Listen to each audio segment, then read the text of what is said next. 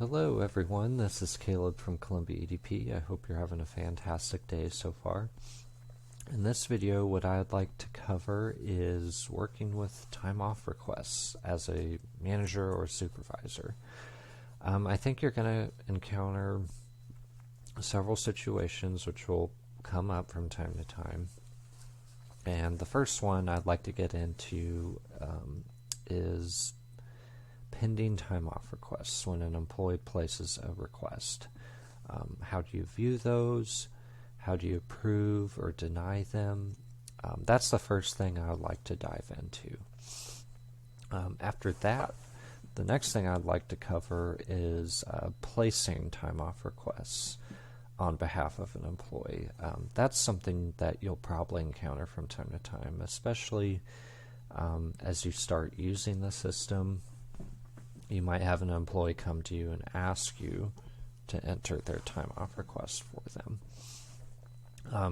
Then the last thing I'd like to cover is the difference between time off requests and absences. In the iSolved system, there's kind of two ways of categorizing time off. And so I'll get into the differences between those two things, absences and time off requests. And so let's go ahead and just dive right in to approving or denying requests that your employees place. So we're going to click on tasks, and we're going to go off to the right here under pending transactions. We're going to click on this review button for time off, and the number of pending requests will be reflected in this number right here, so we can see quite easily that there are two requests we need to look at. And so for our test employee here, for Marcello, we've got a request for the week of the 18th through the 22nd, and then we have another pending request for December 5th. And so let's say for this first one here, we're going to approve that one, and then for the second one, for the 5th, we're going to deny that one. So I'll click on his name here, and we get a nice overview. It's letting us know that, hey, if we approve this, he's going to have 95.69 hours left. We can click on this here, which will actually take us to a calendar. But for our purposes today, I'm just going to focus on what approving or denying a request looks like. And so to do that, we're going to go to our action drop-down, and I'm going to choose approves and then process. So we get a nice little confirmation message. And for the second one, we're going to deny this one. So basically it's the same process, except we're going to choose rejects and then process.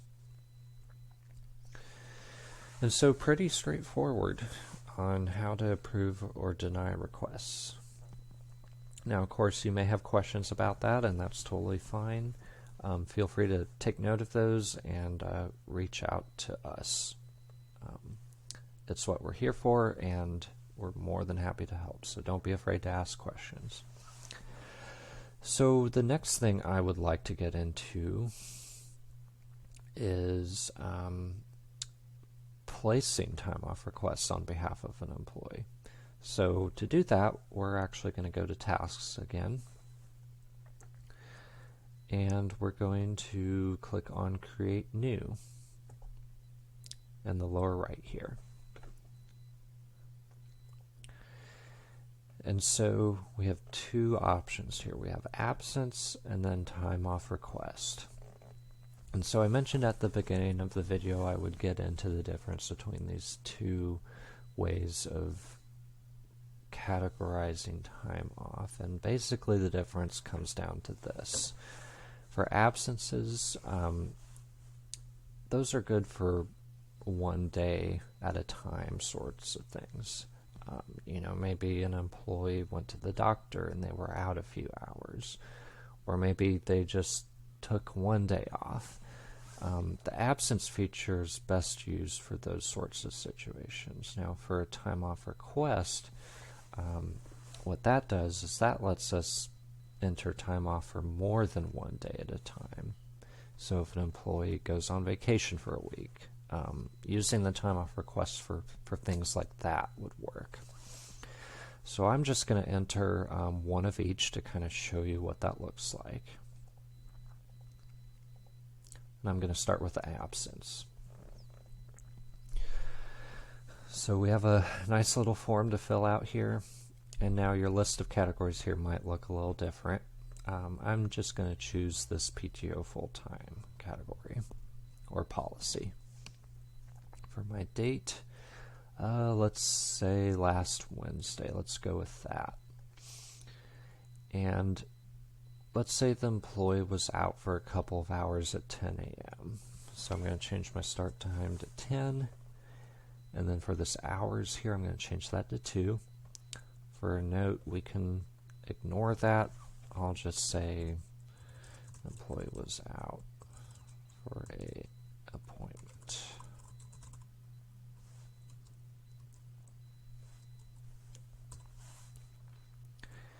And then hit approve. So one thing to note is when you enter an absence or a time off request as a manager or supervisor, it's going to automatically approve it. It's not going to go into that pending status, so that is important to know. So now I would like to show you what the time off request option looks like.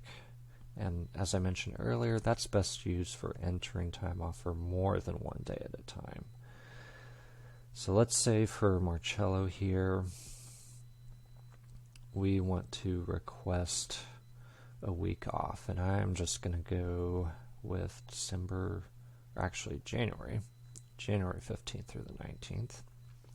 We've got our days of the week color-coded here. For our start time, if we leave that blank, it defaults to midnight, which ultimately, we want to make sure the employee's paid for their time off, but it may look a little strange on the time card. So I like entering 8 a.m. for the start time, but again, you don't have to fill that out. And for our note here, that's also optional, but I'm just going to say vacation and then hit submit. And that's that. Entering time off for an employee, relatively straightforward, I think.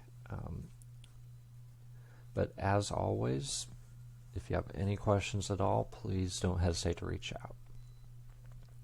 So the last situation I would like to kind of get into is modifying time off requests. So you'll probably have situations where an employee will come to you and say, hey, I actually didn't need to take that day off.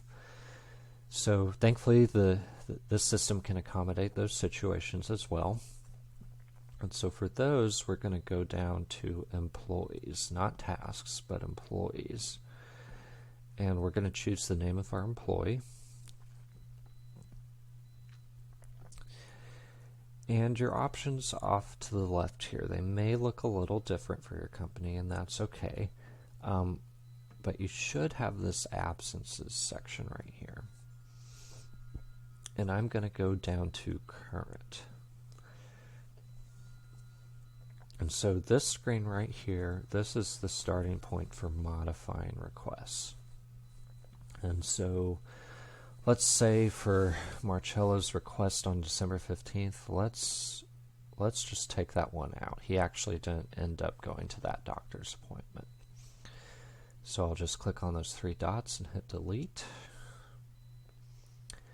And then let's say for the 10th, he ended up only being out half that day. So again, we come in here, click on edit. We'll change 8 hours to 4. So I think you get the general idea. coming into this page here, clicking on the three dots, you can either edit or remove the whole thing. Not too bad, not too complicated. And conveniently enough, if you need to enter a request for an employee, you can also do that from this page. So that really covers all that I wanted to get into for today.